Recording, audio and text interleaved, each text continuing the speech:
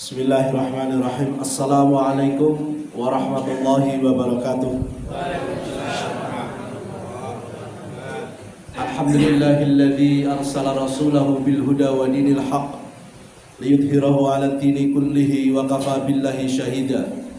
Asyhadu an la ilaha illallah wahdahu la syarika lah wa asyhadu anna Muhammadan 'abduhu wa rasuluh. Allahumma shalli wa sallim wa barik 'ala 'abdika wa rasulika Muhammad wa ala alihi wa sahbihi ajma'in. Fa ya ayyuhal hadirun al-kiram usikum wa iyaya bi nafsi bi taqwallah faqad fazal muttaqun. Kama qala Allah Ta'ala fi kitabil karim. A'udzu billahi minasy syaithanir rajim. Bismillahirrahmanirrahim. Ya ayyuhalladzina amanu taqullaha haqqa tuqatih wa la tamutunna illa wa antum muslimun. Ma'asyiral muslimin wa zumratal mu'minin, jamaah salat Isya yang dilanjutkan dengan sholat tarawih rahimakumullah.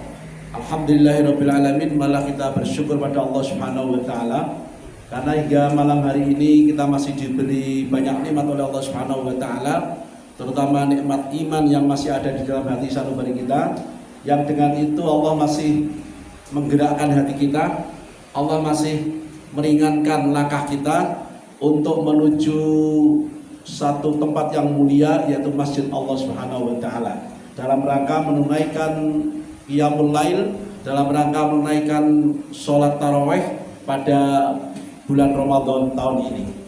Salawat dan salam semoga selalu tercurah pada Rasulullah sallallahu alaihi wasallam, pada keluarga beliau, pada sahabat-sahabat beliau, dan pada orang-orang yang mengikuti apa yang menjadi risalah beliau sallallahu alaihi wasallam. Bapak Ibu yang saya hormati,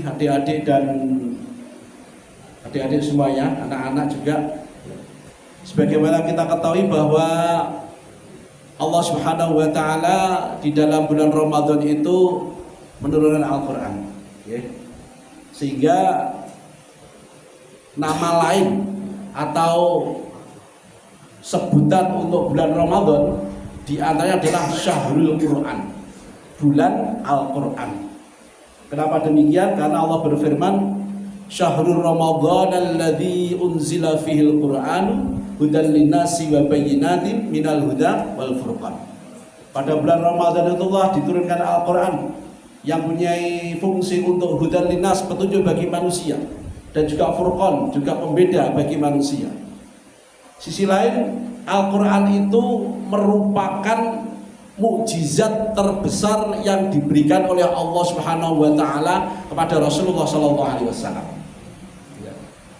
Berbeda dengan mukjizat-mukjizat yang diberikan oleh Allah kepada nabi atau rasul sebelumnya. Di antara perbedaannya adalah sebagai contoh, kalau mukjizatnya Nabi Musa yang berupa tongkat atau teken, yang sehari-hari digunakan untuk tekenan dan untuk meranggeh, bahasa Indonesianya, menggapai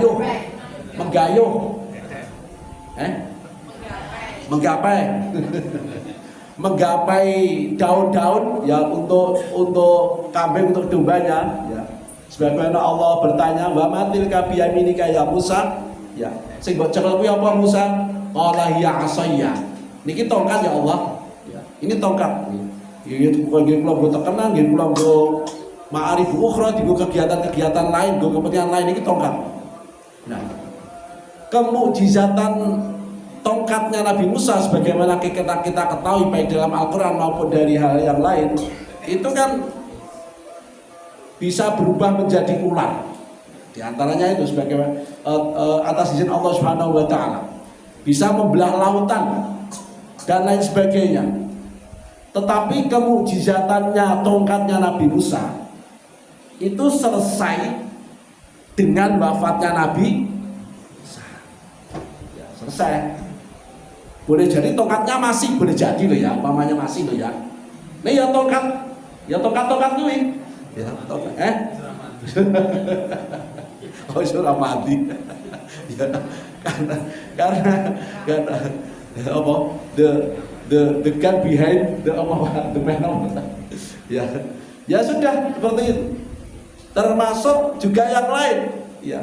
Termasuk kemukjizatannya Nabi Isa alaihissalam yang bisa menghidupkan orang yang telah wafat meninggal dunia atas izin Allah, bisa menyembuhkan penyakit atas izin Allah.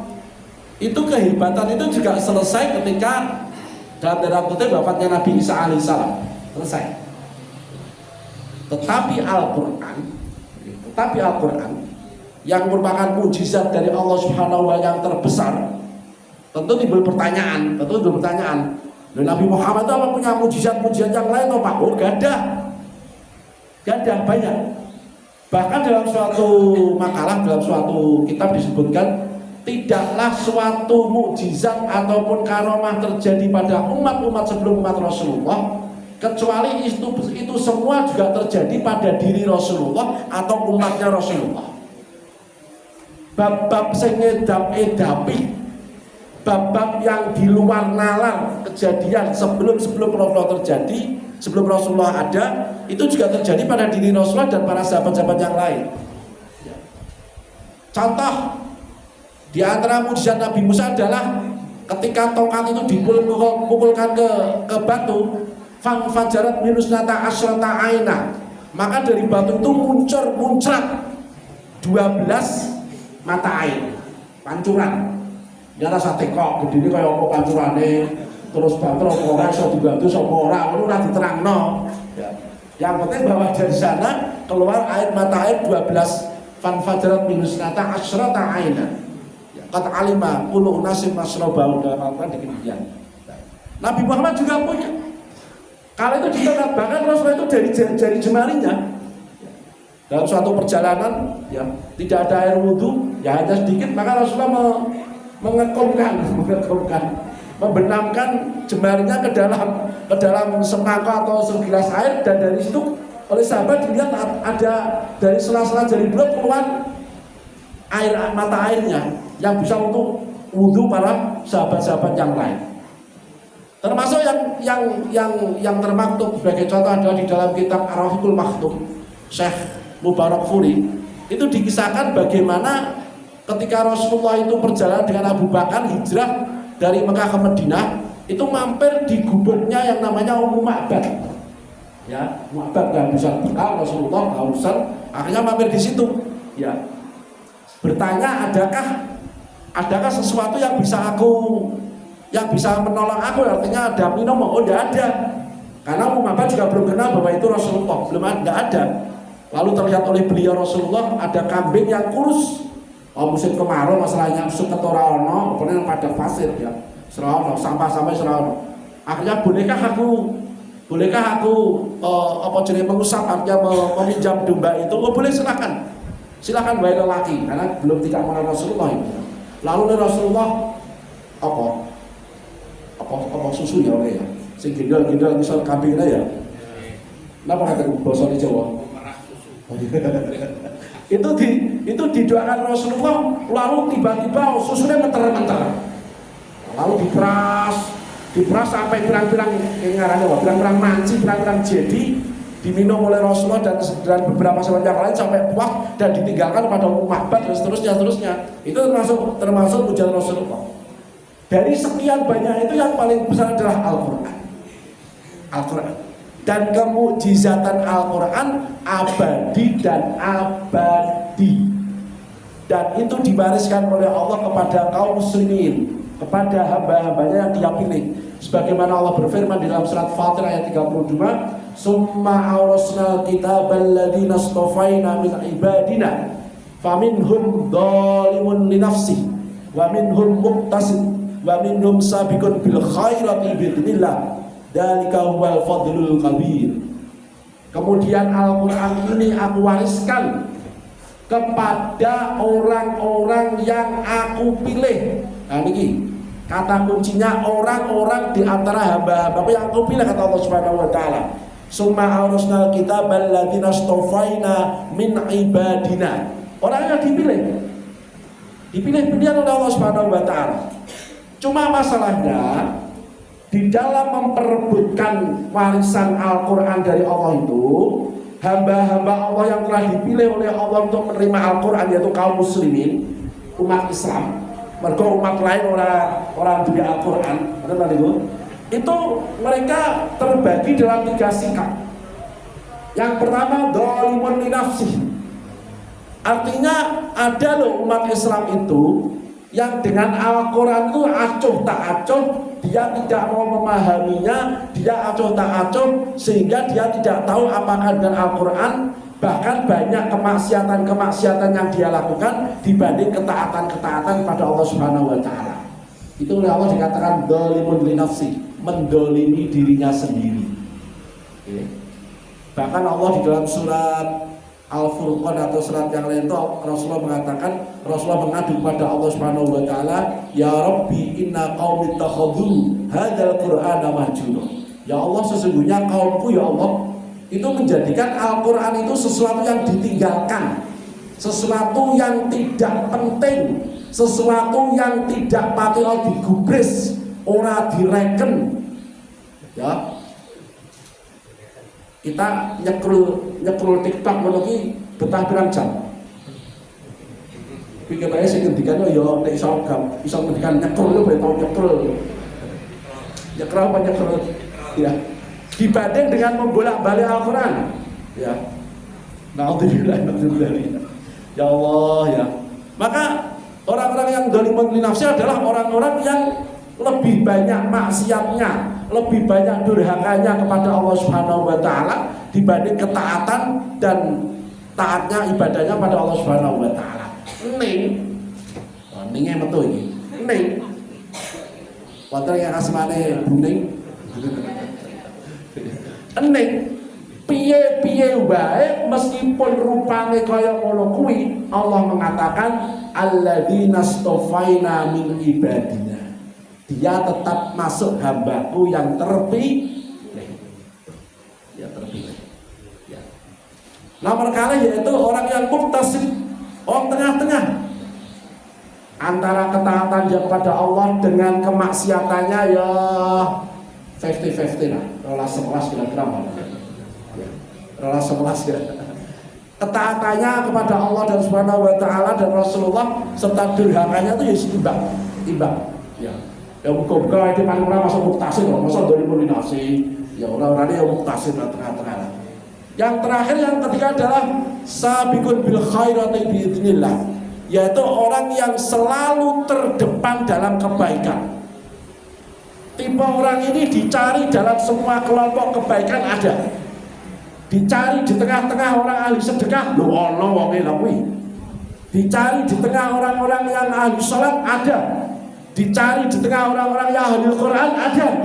Dicari di tengah orang-orang yang serba kebaikan ada, di mana-mana dia ada. Itu sabiqun bil khairati biidznillah. Ning ngono kuwi sithik mawon iki. Sebagaimana Allah berfirman di dalam surat Al-Baqarah ya, sulatum minal awwalin wa qalilum minal akhirin. Banyak dari kelompok orang-orang dahulu yang sedikit dari kelompok-kelompok yang terakhir. Ya. Itulah tiga tipe kaum muslimin umat Islam. Ketika Allah katakan summa aurasnal kitab alladzina astofaina min ibadina.